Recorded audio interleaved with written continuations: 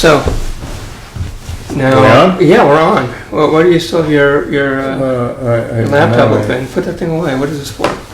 So yeah. You may need to look something up. Oh no, I do it later. Welcome back. Yeah. So you. It's either Wednesday or Friday or something. It's always Friday. It's called the Friday Night Show. And it's still light out, so it's either 6 a.m. or 9 p.m. Oh, I have a story about that. Oh. So I had a dream. This was, I don't know, I would say last night, but it could have just, might as well have been this morning, where I woke up and I saw it was 1 o'clock. I said, okay, cool. I guess, I slept in a bit.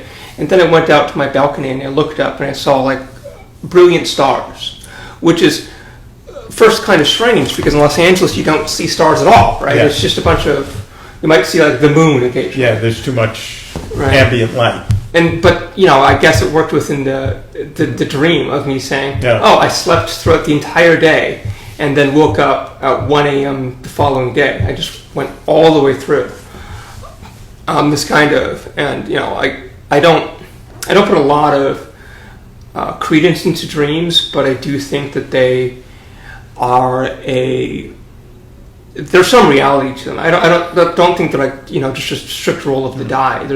There's underlying thoughts, fears, anxieties, emotions that form the dreams that you have. So I think that part of it is just the kind of this feeling that I've had that I've just been sleeping a lot lately. And I think it was just a dream that manifested. I mean, also, I don't think it was complicated. So in the dream, you're asleep. Right. And yeah. In the dream, I wake up dreaming. And it says 1 a.m. and I'm like, or it says 1, right? An ambiguous 1. So I guess I'd better get out of bed now. And then I saw it was the middle of the night, and then I was thinking, should I go back to sleep? In my dream, like I walk outside and I hear like owls and crickets and it's almost like I'm in the middle of the forest. It's just really strange, And maybe that means something, but I don't know. I think that the attributions for dream interpretations are fraught with issues because it's there's so many sort of so much interplay of different aspects of your life that are thrown together, and that is more of like an aggregation of stuff, right? And that if you're like, oh no, that's because it's such and such. Like, how do you know, right? Yeah, I don't. And not only that, but like my recollection of it is quite different than it of itself, right? And when you're in a dream, like it's like you don't really have a pure reality in front of you, if you know what I mean. No, of course not. Yeah. Right?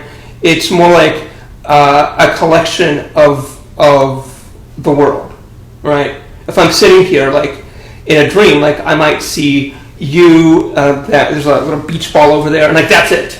Yeah. Like the nature of the couch and is it just doesn't not even there. have to be me, but it's me. Right. It could be somebody else, but it's me. Exactly. And the details don't have to be, it's just... But once you wake up, it disappears within seconds. Well, there's this thing called dream journaling. Have you heard of that? Yeah, no, I did that once in a class in college. Mm-hmm. And sometimes by the time you finished a sentence, you couldn't remember what had happened. Yeah, so people do that for, there's a number of things. Like lucid dreaming is one of them, where people can people have recurring dreams. Yeah. Where they, it's like a dream of like a child being run over by a car, something terrible, right? Yeah. And then they have it every night for like 20 years, and it's just terrible for them, right? And then they use dream journal, a therapist, and they're able to overcome it. So, there are medical applications of that journaling. I know some people do it for psychiatric and some psychological uses as well, but I don't do it. Well, one of the things that I think that I've noticed is that people have like a lot of variation in the complexity of their dreams. Is that some people would say like, oh, I have a dream where I'm just falling, or I don't know, I'm being chased by a large spider or something like that. And then other people are like, well, I was in King Philip II's court and blah blah blah. And they like describe like the fine details of the chinaware that they were eating from, and like. And it's very elaborate. I think I'm somewhere in between. I don't think I've ever had one where I'm just falling or just drowning or something like that. Normally, that falling sensation thing is right as you're falling asleep. It's a hypnagogic state where your muscles release. There's actual dreams where people. Yeah, that? Oh, I thought you were talking about that thing. No, I'm not talking about that. You're about to fall asleep, and I'm not that's just your muscles releasing. But there is that one where you don't have there's a part of your brain that disconnects from the rest of your response system during dreaming, which is why if I'm dreaming that I'm walking, I'm not necessarily getting up and walking. And some people, that's dysfunctional, and that's why they sleepwalk and do things like that, right? And there are scientists have found out that they can find out whether animals sleep by going and doing brain surgery, making sure that part doesn't disconnect. And so cats will run around and chase after things when they're asleep. And so they can derive that animals also dream. And walk in their sleep. And from walking in their sleep. But sometimes, at least for me, I think this is common for lots of people, is that some of those things just don't, sometimes it's still connected, but you're still dreaming. And maybe after waking up or going there, and let's say you take a step on it, stay up, and your body feels it as if it actually happened, right? So that's something that happens to me at least. So I don't know. I guess another part is that I don't know what it's kind of about the weird categories of illness, because if I happen to be sleeping, well, okay, so there's two sort of broad kinds of illness. There's the kind of illness of you have a bug, right, and that a bacteria or something like COVID, right, and then there's the other kind of illness, which is you're psychologically unwell and you need to seek therapy and blah blah and find motivating, right, and that's it. But sometimes it's hard to tell which one's which. No, really. Yeah, right? Of course, yeah. This past week, I've been sleeping a lot, and that could be because of a sickness that I could have, right? And maybe that will just end, right? And maybe I just have some kind of bug from some food that I ate, or it could be some psychiatric problem, right? And that I need to. So it's one of them is something that I just shouldn't address. Kind of, right? If it's a food bug, just don't worry about it. Yeah. But the other one is something that you should certainly address, because that's something that it's not going to go away. So I don't know which one it is. It's a problem, because most of my day gets shot. Were you sleeping till either 1 p.m. or 1 a.m., depending on on what it is, and that does eat up the day, no matter what. It's no good. So have you actually bought the new? Well, I have ordered it, and I took advantage of it. Well, you have to tell what it is, because nobody knows. I bought a new MacBook. And so this one is from 2011. Yeah. And it lasted me a long time, and it's clearly still working, but it's not really holding on. The adult sites just don't load on it anymore, is that why? No, everything is working, but it's the speed is dial-up level. But, it's been a long time. Yeah, it has, yeah. And everything takes forever to open, and it's just time. So I picked out a new computer.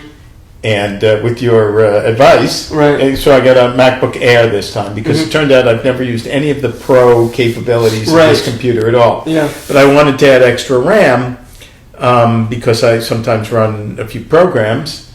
Right. And it will, since Apple solders it in now, you can't add it later. You have to decide when you're buying the computer.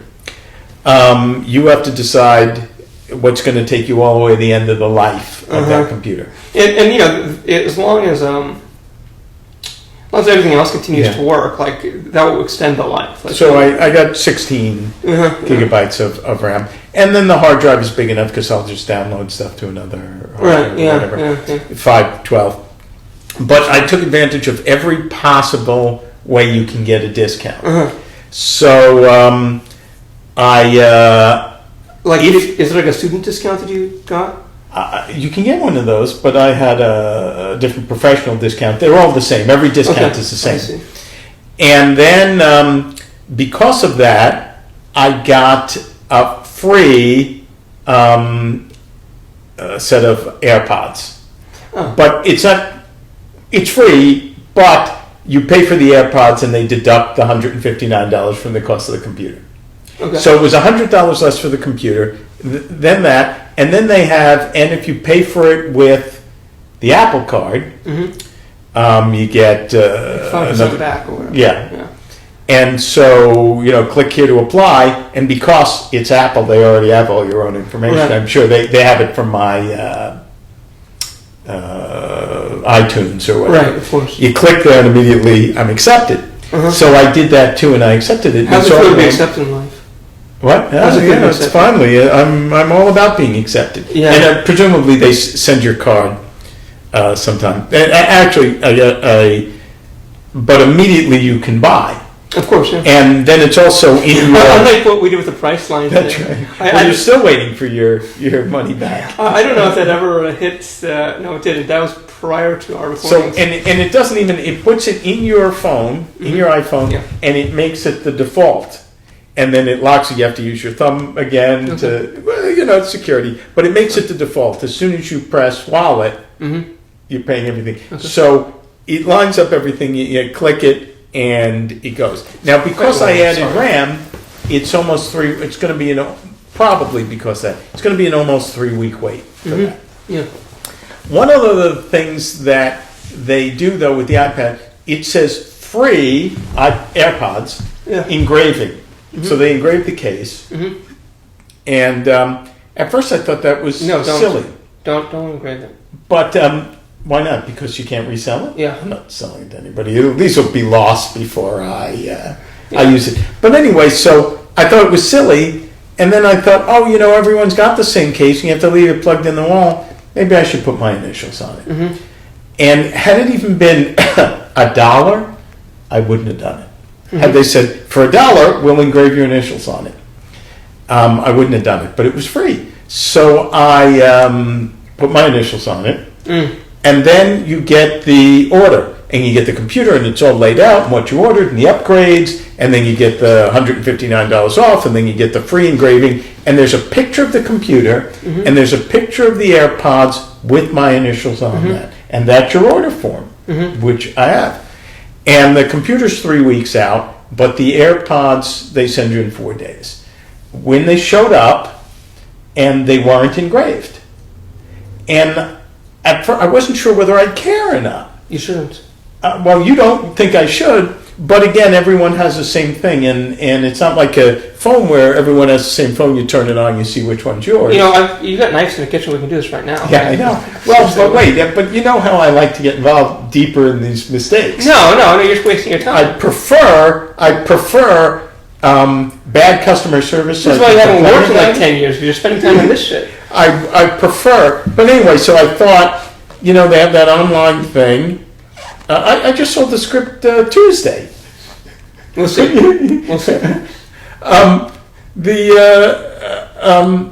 So they have an online thing where you chat, and I clicked it, and I said, it showed up not engraved. And I thought they'd say, well, we'll send you the engraved one with the box to send the old one back. Or worst case scenario, send it back and we'll send you new ones. Yeah. She said, oh, we have to cancel your whole order then. And remember, they've already given me the cash back. They've already credited, I'm not kidding. You buy the computer, they credit you the cash back immediately. No, I'm not doing it. Don't worry, I'm not doing it. And they said, you have to cancel it and order again. And I said, I'm 4 days into a 3-week wait. I'm not going to start again. I'm not going to box things up. And I said, you're kidding. And she said, no, it's our policy.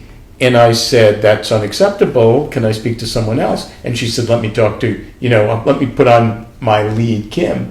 And I said the same thing. And I said, that's ridiculous. I'm not boxing everything up and charging back. And I'm not giving you back the $100 daily cash you gave me. That's mine. But I didn't say that, but I said, that's unacceptable. And she said, well, this is our policy. And I said, well, can you give me an email so I can write to someone. And she said, we don't have any emails. I mean, like, yeah. Oh, well, no, it gets better because it better get better because I'm falling asleep. No, I'm enjoying this very much. This will wake me up at 1 a.m. So anyway, so I thought, okay, well, thanks anyway. And she said, well, we can have a supervisor call you. And I said, when will the supervisor call me? Thinking 20 minutes, an hour. She said 7 to 10 days. And I said, okay, thanks. And so then I picked up the phone and I called. It doesn't matter what number you call. You're throwing it away? Well, after this story. It doesn't matter what number you call at Apple, you get the I don't know, I've never called them before. Well, they're brilliant. They're supposed to have the best customer service ever. And I called up, and I said, then they showed, so I was actually speaking to someone. I said, they showed up and they're not engraved. And she says, oh, that happens all the time. Mm-hmm. And I thought, okay, good, they've got a policy.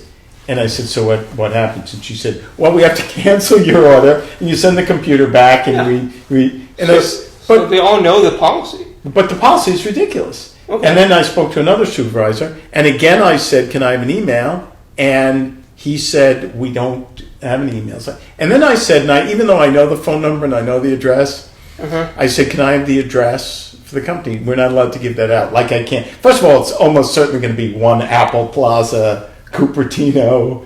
It's one infinite loop. But yeah. So, right, well, there you go. So anyway, and he said, well, we can have someone, we can accelerate this or whatever they said. We can have someone call you in 7 to 10 days. I said, yeah, go ahead, call me. Trying to kick the table. Yeah, why do you always do that? Anyway, so then I wrote a hard copy letter. And the most difficult part of writing the hard copy letter is caring. I didn't know where to get a stamp. So you got to go to the post office? This stamp business? You can get them at the grocery store. Oh, well, too late now. I went to with a personal check. Yeah. Okay, where does this get? This is the most boring story I've heard all week. This is brilliant. They have no idea how to fix this problem. And it's nowhere yet because I haven't heard back. But they have nowhere. This happens all the time, and they don't know how to fix it. This is I'm so bored by Apple. this. Of all places, Apple. I don't care. But it gave me the chance to write a very funny letter. I don't. Okay. No. I don't want to. I don't want to. No. This is so dull. So dull. Well, wait a second. You just told me a story about. I don't even remember what it was. Yeah, exactly. Dream you had. Yeah, but I'm gonna be worried about this for some time now. So who would expect Apple to have bad customer service? Me. You? I thought they had the most. I thought they were famous for the best customer service. No. No? That's not. No. I got like Time Warner Cable-like customer service at Apple. It's a company of policies. Yeah. And everybody knows what the policies are. If that's unlike Time Warner Cable, exactly. Where nobody knows what the policies are. Right. All right, I'll give you that.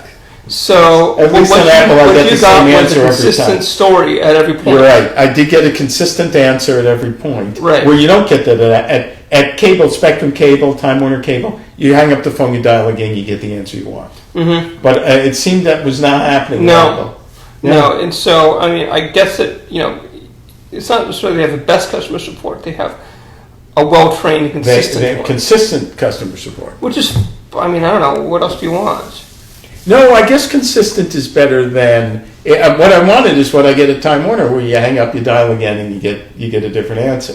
And I would keep calling until I get the answer I want. Right. Like you do with at cable companies. But the problem with those... is that there is a policy, and they're structured the same way, so that people don't know it. And so if you get the answer you want, and that's against the policy, you're not going to get the result. It's just going to be it's going to be a mess. I don't know. I don't know. You're talking to the most profitable, largest company on the planet. What the hell are you expecting? Well, a white glove personal treatment? No, I expected, but it was their mistake. I have the receipt. Who cares? Yeah, I guess I don't care. No, well, that's right. I have the receipt. They make like $1 trillion a year. Why do they give a shit about you? No, but you would think that that's one of the reasons they make $1 trillion a year is because of their consistency. No, it's because of marketing. Well, yeah, and the products work. Yeah. But I would think if they made a mistake, they would make it good. Well, they are. And they acknowledge. They have a policy for making it good. But they make the method of making it good so difficult that no one will do it. Yeah, a lot of places are like that. Yeah. All right. Are you kidding? Like most of the warranty claims. Oh, they'll never make it good. I've had that too. I've had that too with my last television. Well, we can't fix it. No, I've done those kinds of things, and they're like, when things like, I think that I'll need this eventually, and a little box of receipts and all this stuff, and then they're like, oh, you bought this 2 years ago. Do you have the original receipt? And I'm like, actually, yes, I do. Yeah. Do you have the original box came in? Yes, I do. And I actually have like everything, and then I sent it in. Like, well, here's your new one. Yeah. Like, well, thank you. I understand like 98% of the time, no, that was 2.5 years ago. Why did they have the original receipt? Well, now it's all electronic, so people do have it. That must be a problem. Their new thing is they don't like to fix anything. I don't mean Apple. Companies in general don't want to fix anything. If you argue enough, you get to throw it out and they send you. But if it's like a 5-year warranty, then it's a 5-year warranty. Exactly. But I've had that too. I had to go to my credit card company to make good on something I bought, of all places, at Costco, that had a 2-year warranty. It wasn't anywhere near 2 years anyway. It just stopped working, and it was television, and the company said, we can't fix it. We don't replace it. And then you have to replace it. It's been pretty good for me. And Costco wouldn't even stand by it. American Express refunded my money because they have their guarantee. All of the things that I've been doing recently is that, there's this one sort of device, like $12 or whatever, and it broke on me like a year and a half into it. And I contacted the people on Amazon, and they refunded my money. Oh. Like they reversed the charge. I was like, oh, okay. How long is it supposed to last? 2 years. Oh, okay. Well, no, that's all electronic. You have all the receipts electronically. So. And without an argument? I've never heard of that. Well, no. It must have been fine. I sent pictures and things like that and talked about it and described the problem. And there wasn't when I bought that insurance, I know you would say not to, but I have the insurance on my iPhone. Mm-hmm. And every once in a while they do fuck up. And, but when you call, this is where Apple did make good, because I called Verizon and they said, oh, we only cover, even though I'm paying for the insurance and it says we cover everything, we cover if you drop it in a puddle, we cover if you flush it down the toilet. And they said, no, we don't cover physical damage. And then I said, but it's not physical damage. It's software, it's electronic damage. And there was the answer was almost literally, well, we don't cover that either. And I said, well, you don't cover it if I break it, and you don't cover it if it's electronic. Yeah, you have to, whatever it was, they didn't cover it. Mm-hmm. And I called Apple, and Apple, I guess, called Verizon, because then someone called me from Verizon and said, we're sending you a new phone.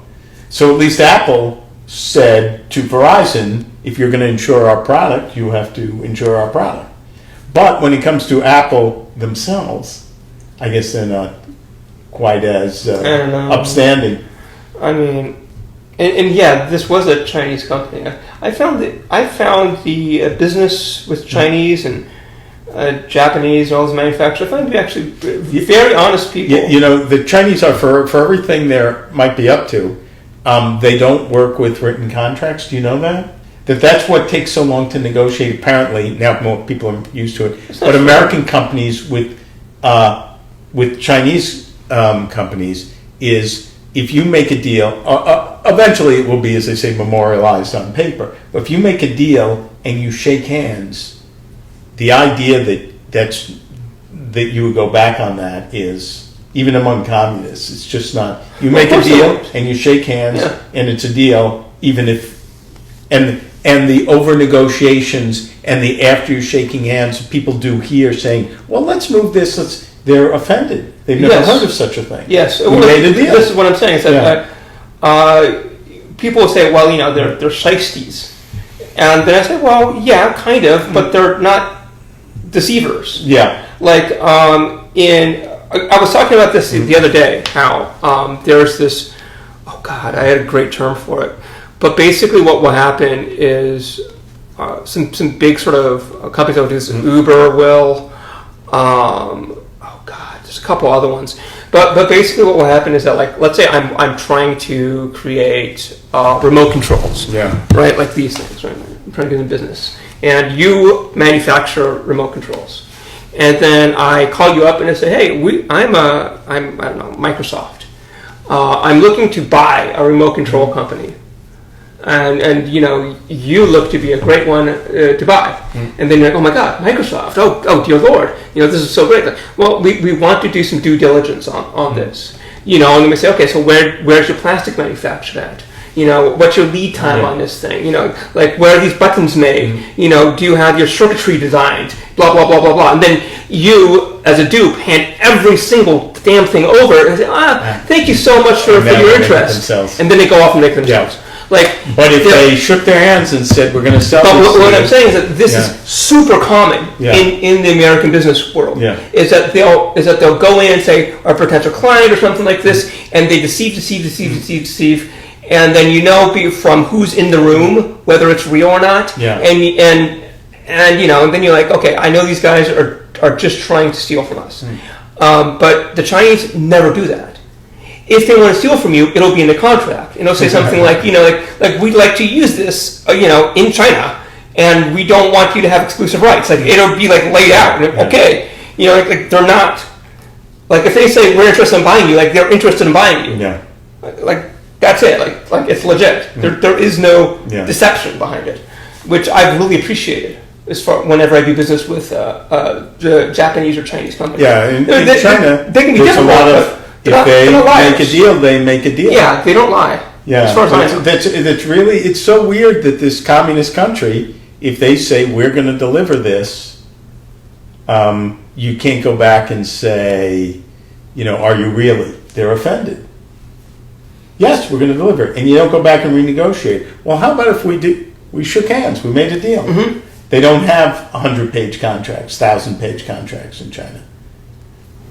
They're not used to negotiations taking 10 years. Well, not only that, but they still use rolls of paper. And so it's one single page. And, just say you have to. And also, instead of calculators, they have that. The abacus. The abacus. Yeah. Okay. So something else happened this week. Let's see. I have some evidence of it right here. This took a while. This is from June 26th. Oh, did someone pay you? Bank of America. FedEx, they finally, June 20, they sent you the whole thing back. Oh, they made good on it. Yeah. This is, an actual paper check? Right, yeah. So they didn't credit you back to where you paid? And today is so it took a month. It took about a month and a half. But they did it, yeah. And so, on FedEx, everything is insured. Yeah. Right? Yeah. It's not like on USPS where you can buy insurance. Yeah. And so if they lose it or if it gets damaged, and you show them receipts and prove it, and they pay for it. Then they all send it off to you. What did happen to it? They lost it. Disappeared? It just disappeared. It just vanished. That's a rare thing with FedEx. Well, I mean, there used to be standard operating procedure at UPS. They were the last ones to computerize. Again, but FedEx was the first. I had to have the original receipt. Yeah. I had to have proof of value. Yeah. Which I happen to have because it was eBay. Then I had to fax it to them. I remember. You had to fax it. There's all of these filters on there. And, I happen to have kept the receipt. And I keep that stuff. Yeah. I don't throw it out. And so when it happened, I'm like, great, I've got everything. Let me do this. And, this is... I don't know if you announced it. The last step was $96. This isn't a small amount. But that's what it cost you. Yeah. But what I'm saying is that, it's a refund. It's not. They made me tax it, but I found out that that's what your fax machine costs, $96. No, with the company I use for internet, Sonic, I can use their website and log in, and then do e-fax from their website. You scan and they fax. Yeah. So I was it free or? No, it's free. It's part of the part of what I pay for, right? Yeah. Is that they offer it as a fax service, so it's good. That's so odd that people even still have fax numbers. Which it is standard now. Still, you still see fax numbers on everything. I don't. I wonder if they still have that waxy paper that rolls. Oh, right. It was a special greasy, paper. Yeah. No, I think that's just a regular paper now. Yeah. I know, and I bet you that's not even a real fax machine. Yeah, it just goes to It just goes to a screen and someone reads it on. Right, and then somebody just, their day is just to fill these things out. Okay, they have this, right? Click, click, click, click, click. Yeah. Send off check, and that's just what they do day in, day out. It used to come in one piece of paper, and you'd have to cut it up if you got a fax. Yes. Yeah. Yes, I've seen the. It was awful. And then they would also fade away. Yes. If you didn't copy it or do something, it would just fade off the paper. It was a special kind of paper. Yeah. It was very interesting. Yeah, I don't know why that when Xerox machines had already existed for 75 years, they went back to that greasy paper instead of just putting in a ream of paper. I mean, I can get to the super technical details, but that's not... Yeah, it's not necessary. No, I'm not going to do that on camera. It's just a waste of time. So, let's see. So, that's kind of all of the things. I still haven't done anything for that. I'm trying to put everything on hold because I need to get something done for the job, which I guess I still technically have. But progress is so slow in that, and I really need to work harder on it. I just haven't. Go back and do that. Normally, between jobs, you'd take off to another country. Right, I can't do that. Can't do that now. Yeah, I was looking at like travel. I traveled 30 miles this week in my car. That's it, which is 29 and a half more miles than you have. I don't even think I've gone the 10,000 steps that you're supposed to do every day. Oh, the gym is closed. Where did I go? I think I went one place. Oh, I did go one place on your advice. Last Sunday, I went to Best Buy to look at computers. Oh yeah. And so that really sort of sealed the deal. And yeah, it's the same as this, except it's thinner and the keyboard's the same. So it's really helpful, right? Yeah. I was sure as soon as I played with it that was it. Yeah. Let's see. Did I tell you I sold that TV that I found in an alleyway? Yes, you showed me the picture of the money. Yeah, I got $25 for it. That's pretty good. Did they came and picked it up? Yeah. Huh? Yeah. Did you ask them if they just want for parts, or they were really going to plug it in? And try I'm not going to ask a second question. Yeah. It was a 720p screen. It was not great. I wonder if someone or props or they're... No, it was a pretty crummy car. I think the guy just needed something like for his kid's room or something like that. Yeah, or maybe just something personal. Like it was a cheap device. That's funny because I can't throw them out. People won't take them off the street when I give them away for free. We need to go on eBay and just sell them. But they'll give me $25 for it. Craigslist, yeah. I don't want anyone coming to my house, even for $25. Well, fine. Give it to me, and then I'll get rid of it. Okay. I'll keep the cash. I'll do that. Well, now I've gotten rid of almost everything. Well, I'm going to sell. Yeah, I made $3,890. Oh, you're almost at 4, and the original goal was only 2. Well, yeah, but I decided I still have a lot of stuff around. I want to. I sort of thought about what I wanted to do with my place when I get rid of things, but there's still piles of stuff around. You're not going to paint? No. Going to vacuum? Yeah, I'm going to vacuum for the first time. Do you have a vacuum? I have a Roomba. Oh, have you ever used it? Yeah, of course. Does it work? Yeah, of course it does. Oh, so you have vacuumed. You just haven't... I mean, I used to have a vacuum. One of my roommates stole it when he moved out. Oh, that's right. This is the last day of the rent freeze. It's the last day of the rent freeze, and this is like a net and the extra unemployment, the stimulus. This is the closest that we've come to a national moving day. Well, people aren't going to leave. They're just going to be riots.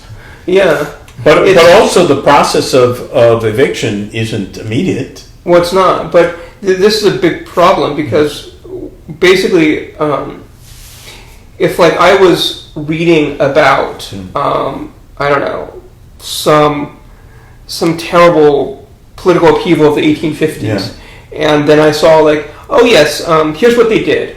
They had some terrible event where everybody lost their job, and then they made it so that all fees would not be forgiven, but just delayed. Yeah.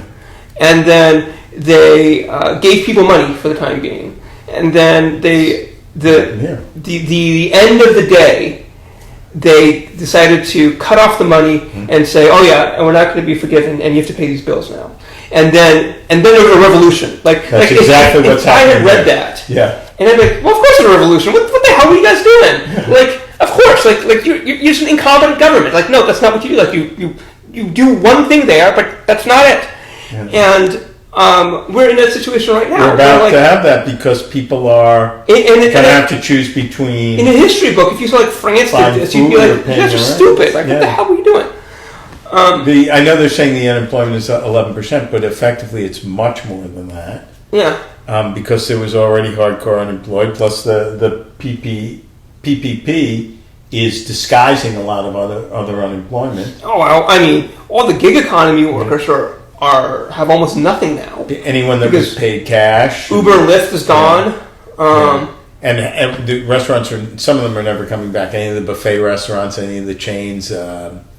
Soup Plantation is gone. And a lot of those people work under the table, right? Like the people in the kitchen and stuff. Paid cash. Yeah, and all of people those that worked on tips. So I think maybe delivery drivers are still doing all right, but. And then I saw something that was just so kind of. It almost seems weird. By allowing that extra $600 a week to expire, it almost seems like they're saying, "We don't care if you vote for us anymore." It almost seeming like because I don't know that Mitch McConnell is going to get reelected when he won't give people enough money to eat. I mean, gerrymandering is a real thing. But he's a senator; it's the whole state. The other thing is that it's not like the leftist flank of the Democrats. Let me finish my fucking sentence. Yeah. The leftist flank of the Democrats got locked out after Super Tuesday, and so they have no political power anymore. And so now what you have you have the Republicans saying that, and then you have the Democrats saying effectively the same thing. It's that there is no political alternative to go for, and so it's not like people will say, I'm going to vote for the strong socialist party, over here, or some communist or something, because it doesn't exist. And so there's no place to run off to. But what it leaves is a party that says we'll continue the $600 a week, and a party that says we won't. That's where it is now. A party that said, let's have a payroll tax cut instead, which only affects people that are working. And starting in a couple of days, people are going to stop paying their rent. There's this other part to that about, there's this. I've been watching the Firing Line, William Buckley's old show, recently. So a little bit of background. William Buckley founded the National Review, and I'm just talking for the camera. And our modern notion of conservatism or whatever wasn't around back in the 60s. It was a very sort of obscure sort of thing. And there's a bunch of things that we had sort of taken as for granted that used to be obscure. So the idea of government can't do anything right, which is almost like taken as a given. That was part of the William Buckley world. Like nobody except for the most extreme kind of wackos thought that. Or the idea of there is no society, or any of these sort of these hyper individualism kind of Ayn Rand kind of things that we do these days. And so that's part of the Buckleyist thing. And it's kind of interesting because when you watch it, he always interviewed people that were kind of on the other side of him, right? People that were part of the Black Panthers or whatever. Yeah. And they give an alternative view of reality that you think to yourself, oh, well that's... And it's nice because he kind of boxes in what we sort of take as this kind of endemic way of viewing the world, through hyper-individualism and stuff like that, and it's just him, and then the other guy doesn't talk, or the other woman doesn't say that. And so it's a very interesting sort of historical before conservatives were intertwined with religious extremists, lunatics. Before they But he was a Catholic, wasn't he? He was a Catholic, and there were two sides of the abortion debate, I suppose. Mm-hmm. But before it was accepted that prayer did not belong in public school. It was accepted that peaceful protest was okay. It was accepted, especially after 1964, that as long as you weren't in the South, that you wouldn't say out loud that black people didn't deserve the same rights as white people. What's kind of I don't know what's it makes good television because he has this look to him that just looks like a Bond villain. He always looks like a villain. He's hateful. He's just disgusting. And he has this evil smile, this evil look to him. And even if I didn't know, even if somehow somebody said, "Oh, this is he's a good guy," who's like if they said, "Oh, this guy's a charitable person who I don't know gave away all of his belongings and works in soup kitchens," I'd be like, "But he's evil. I don't believe you." I think also his goal often was to try to prove he was smarter than the other person and not to actually out-debate them.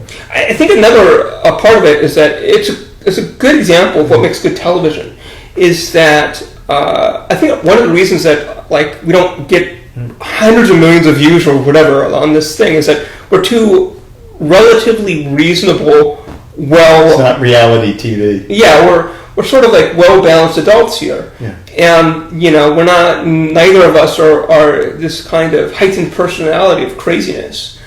And I can put on the act, but I can't. So my wife is going to come in and throw things against the wall. Well, that would be great if you had this dysfunctional roommate here that would just come in here occasionally and just do some crazy shit. But the thing about William Buckley and why he makes it so good television is that he comes across as this terrible villain every time, but doesn't ever get into the Jerry Springer kind of tossing chair thing. Right. And so he's just words. It's a tiger in a cage, right? So. But what I was going to say about all of that is that coming around to brought him up because of the modern. Is that I was listening to one of the things that the Democrats were going to do with respect to the rent, and they're going to allocate a bunch of money, and then you're going to say the next step is to and then give it to people who need rent, right? No, that's not it. Mm-hmm. Allocate a bunch of money to be allocated to legal defenses of people that need to go to court for evictions. It seems like an extra step. Well, not solving the problem because oftentimes landlords have their own bills. But what I'm saying is that as opposed to just giving money to poor people, which you can't do because of William Buckley and conservative, right? You can never do that. Right. They can still get a lot of money. And then make sure it gets redirected to lawyers' hands that are representing those here. Still going to go to rich people. So like this weird carving out because you can't ever help poor people not be poor anymore. Yeah, right. Well, this country will do whatever it takes to keep rich people rich. And it's just absurd. It's just this. Yeah.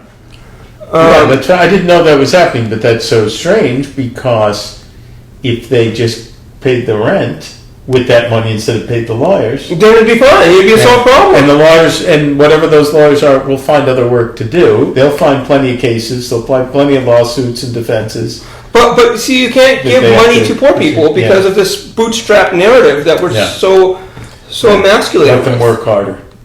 Yeah, is that that's some kind of moral failing? Wasn't that didn't Ivanka Trump tweet that just a week or two ago? Wouldn't surprise you have to find new jobs. Wouldn't surprise me. I mean, again, this is almost taken as a given. Yeah. That, I don't know.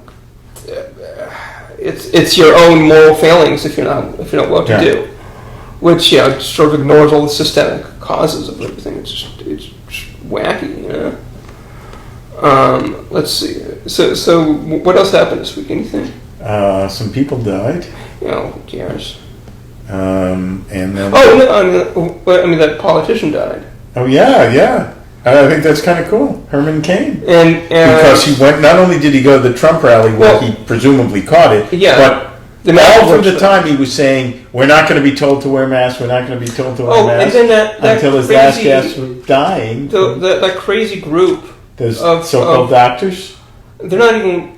It's weird because it's such obvious performance art that they have like these white lab coats on. They showed up for the press conference with the lab coats. With like a clipboard in the hand. Yeah, that's right. The stethoscopes. Yeah. All the props. I'm surprised they didn't have the little bag and maybe the reflector thing.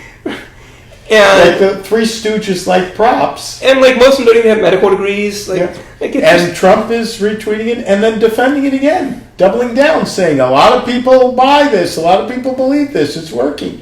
They're wacko. She's a witch doctor. Like I want one aliens DNA. I want one of them to like be talking, and then the other one comes up, say, "Ah," put like a tongue depressor in there, a little flashlight. Alien DNA, and the president of the United States is defending her and saying she's doing better than Anthony Fauci.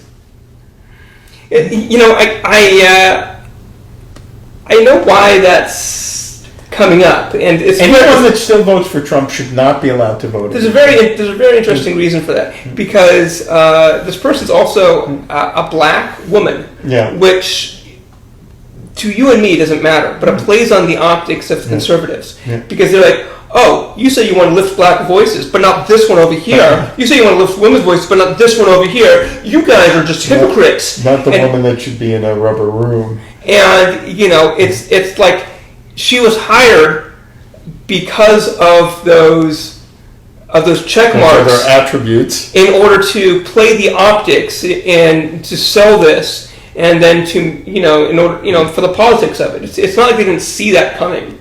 I mean, they put that person in front of a microphone for a reason. Yeah. That might be too sophisticated for Trump's thinking. No, but maybe not for his. But maybe not. That's not Trump.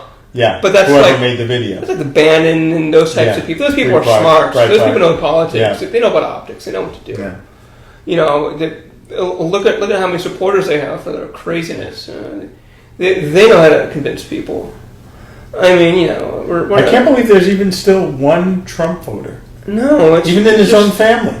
They're just crazy. They're just crazy. He was right. He can shoot someone on Fifth Avenue and still get elected. Yeah, they're not sane people. Yeah.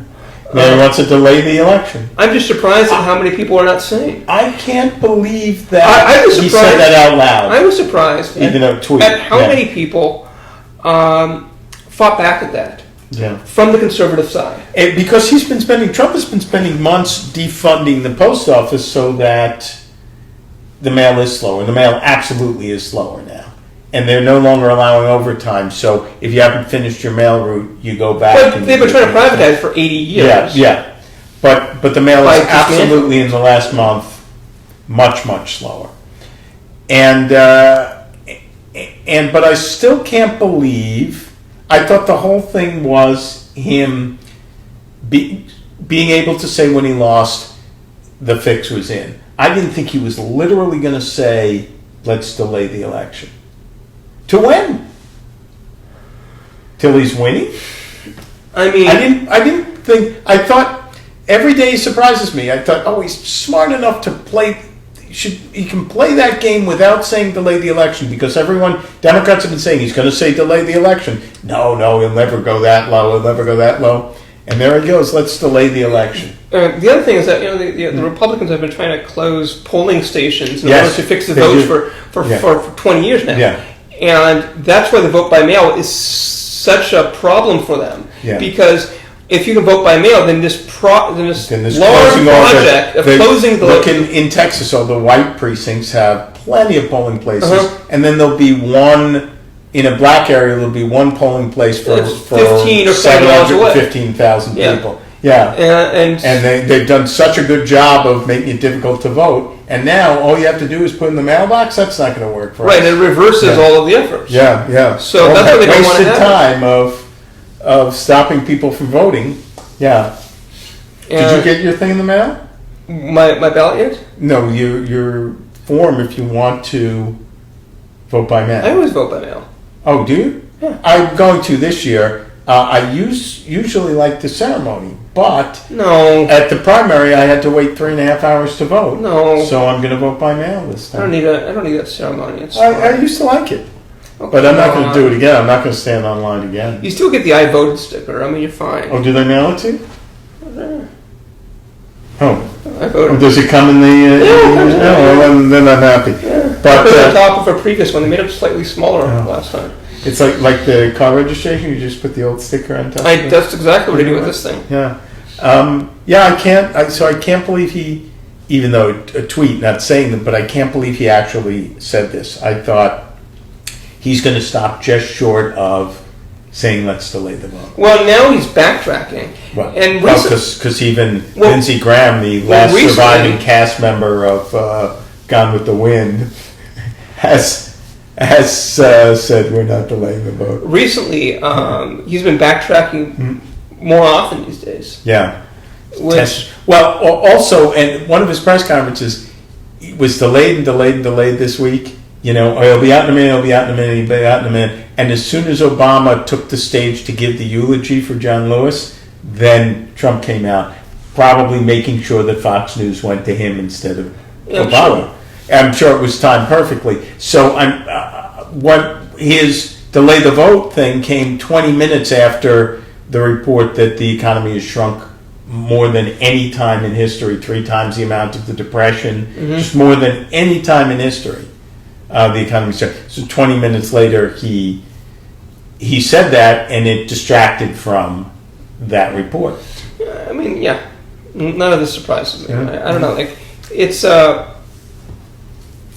can't believe there's a single human being on earth that's going to cast a vote. I can't believe he's going to vote for himself. I personally don't have any problem with conservatives or Republicans, but this kind of shenanigans. Mental patients? Yeah. Corruption. It's the corruption shenanigans I don't tolerate. There's no rule of law. And the same thing's true on the liberal, the Democrat side. You know, I'm not sure it's this level but what I'm saying, yeah. What I'm saying with that is that when I heard about like the kind of the Jeffrey Epstein or the Panama Papers or any of those other things, and then turned out this Democratic from that was also unacceptable. Or the Chicago mayor that had all of those went to jail though. Right, they went to jail. But he was Trump isn't in jail. What I'm saying is that like I don't give them a pass. And it's not that I'm like a Democrat or anything like that. It's that again if people want to have honest integrity. Yeah, if they want to have a actual debate, right, and want to be administrators of society. Yeah, then I think that's fine. That's how it's going on. The criminals. Now it is just corruption and criminals. Well, and I think that right now it's just about power and money. Well, I mean that's all politics, governing, right? But there's not even a pretense of governing. There's not even a pretense of let's do a good job and get elected. There's the way of getting elected without doing a good job. How can we get elected without making things better? Well, I think that's part of just politics in general because it keeps the game going. It's like the abortion thing, right? Is that as long as you leave that ball up in the air, then those people are going to be. It's like there's got to be something in order to get those people out to the polls. So there's all this calculation in order to It used to be the anti-gay marriage ballots, and then that stopped working. Right. That's how we'll get the right wing out. We'll put a proposition on every state. Or anti-immigrants. Yeah. I think that there's always something. But those aren't working this year, and they don't have something like that this year. Instead, they have cratering economy and a pandemic. I haven't heard anything about the mental patient, and they have an orangutan throwing his feces around the Oval Office. I haven't heard anything about ballot measures this year. No. I think I think there's always a bunch in California. Well, actually, yeah. I don't know if there are, because what you need is you need to get to signature threshold. Oh, right. They can't get and I don't know if they can get to the signature threshold sometimes. Yeah. Because usually you pay people to go out there and put that in front of you. The tobacco company always puts something on there. So, tobacco companies always put something on there called the Proposition for Better Health, and it allows it lowers the age of smoking to 11 or something, or it says you're now allowed to buy cigarettes in a hospital waiting room or whatever it is, and they're always mislabeled. But I guess it would be tough to get enough. I don't think they're going to meet the threshold. Yeah, maybe there won't be. Yeah, so there's all. They send you this voting information guide, and they set up the pro and the con thing on those things. Yeah, and there's this one guy in San Jose that ends up putting in like a con side to a bunch of things where like you can't imagine that there'd be a con side to. Yeah, and it's stuff is like it his job or is no, he's just some kind of guy. Yeah, so it would be things like I don't know.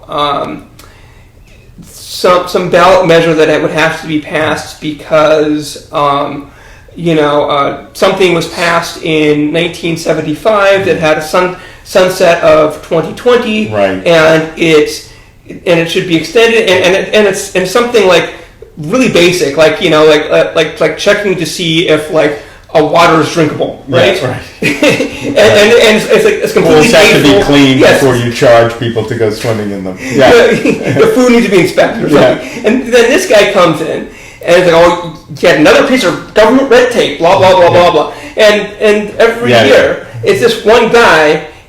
And there's no organized opposition. It's just that, like, he wants to be in that booklet every year. It's in there every year. And so I guess I subscribes to it. So I'll be looking for it this year in my mail-in ballot. Yeah, and so he's there's all like, and I'm not the least controversial things where it passes 98%, and you're like, okay, well, there was that when plastic.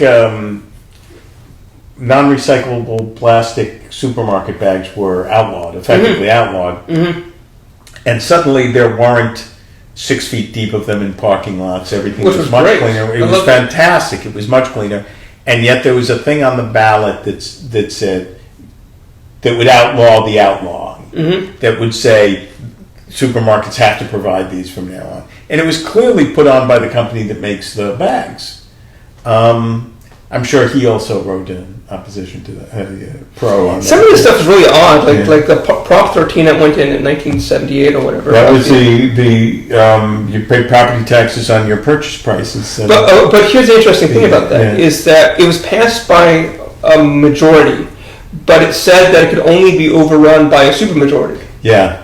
Which sounds like that should be illegal. Yeah, it sounds like to put it should be the same rule for everyone. Right. Like if it's 51% to do it, then it should be 51% to undo it. But it also sounds like if that's legal, then maybe they could have put in there, and this can never be overruled. Right. That doesn't sound constitutional. It doesn't sound changing the threshold in the proposition itself doesn't for that one proposition. Doesn't seem like it's constitutionally sound.